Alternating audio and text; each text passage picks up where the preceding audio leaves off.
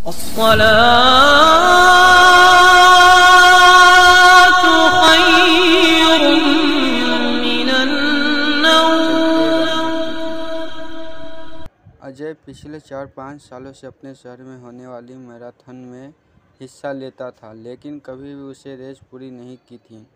पर इस बार वह बहुत एक्साइटेड था, क्योंकि पिछले कई महीनों से वह रोज़ सुबह उठकर दौड़ने की प्रैक्टिस करता रहा और उसे पूरा भरोसा था कि वह इस साल की मैराथन रेस जरूर पूरी कर लेगा। देखते देखते मैराथन का दिन भी आ गया और ढाई की आवाज़ के साथ रेस शुरू हुई। बाकी धावकों की तरह अजय ने भी दौड़ना शुरू किया।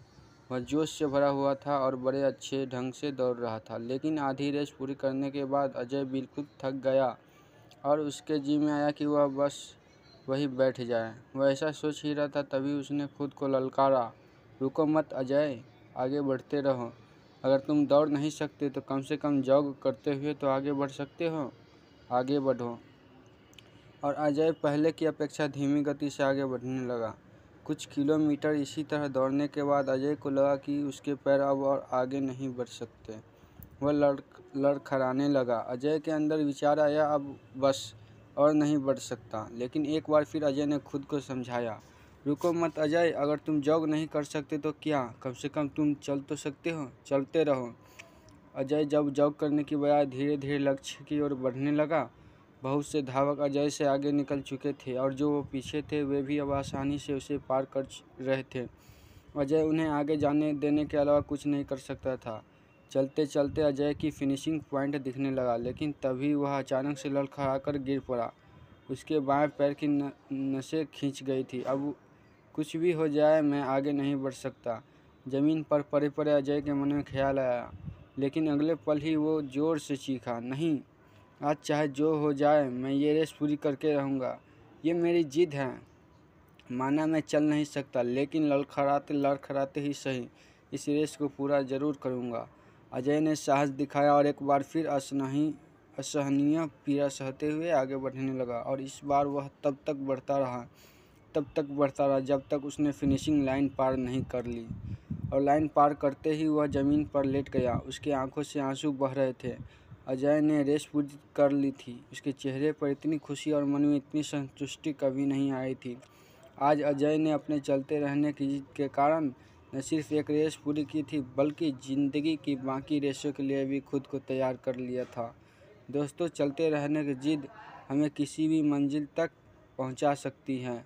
बाधाओं के आने पर हार मत मानिए। न चाहते हुए भी कई बार कंडीशन ऐसी हो जाती है कि आप बहुत कुछ नहीं कर सकते, पर ऐसी कंडीशन को कुछ भी न करने का एक्सक्यूज मत बनाइए।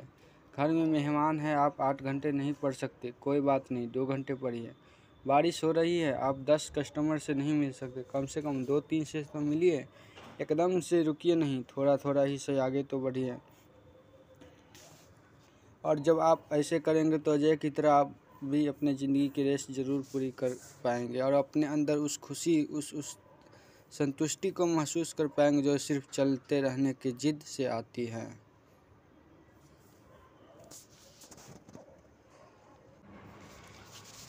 बादल और राजा। चुनौतियों पर काबू पाने की सीख देती प्रेरणादायक कहानी। बादल अरबी नस्ल का एक शानदार घोड़ा था। वह अभी 1 साल का ही था और रोज़ अपने पिता राजा के साथ ट्रैक पर जाता था। राजा घोड़ों की बाधा दौड़ का चैंपियन था और कई बार सालों से वह अपने मालिक को सर्वश्रेष्ठ घुड़सवार का खिताब दिला रहा था। बादल भी राजा की तरह बनना चाहता था, लेकिन इतनी ऊंची ऊंची और कठिन बाधाओं को देखकर उसका मन छोटा हो जाता और वह सोचने लगता कि वह कभी अपने पिता की तरह नहीं बन पाएगा। एक दिन जब राजा ने बादल को ट्रैक के किनारे उदास खड़े देखा तो बोला, क्या हुआ बेटा, तुम इस तरह उदास क्यों खड़े हो? कुछ नहीं पिताजी, आज मैंने आपकी तरह उस पहली बाधा को कूदने का प्रयास किया, लेकिन मैं मुंह के बल गिर पड़ा।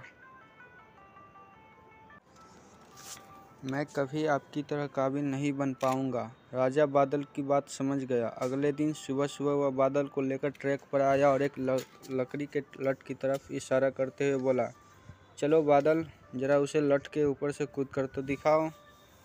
बादल हंसते हुए बोला, क्या पिताजी, वो तो ज़मीन पे पड़ा है, उसे कूदने में क्या रखा है? मैं तो उन बाधाओं को कूदना चाहता हूँ जिससे आप कूदते हैं।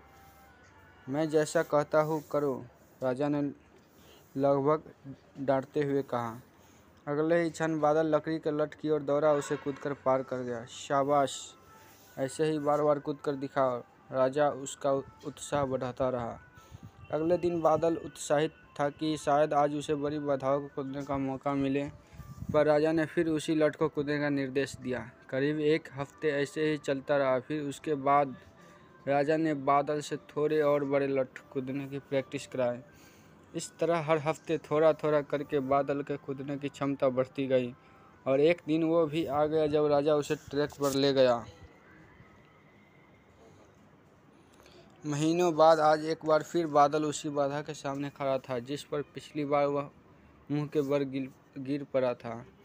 बादल ने दौड़ना शुरू किया। उसके टापों की आवाज़ साफ सुनी जा सकती थी और बादल बाधा के उस पार था।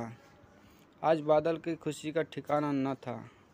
आज उसे अंदर से विश्वास हो गया कि एक दिन वो भी अपने पिता की तरह चैंपियन घोड़ा बन सकता है, और इस विश्वास के बलबूते आगे चलकर बादल भी एक चैंपियन घोड़ा बना।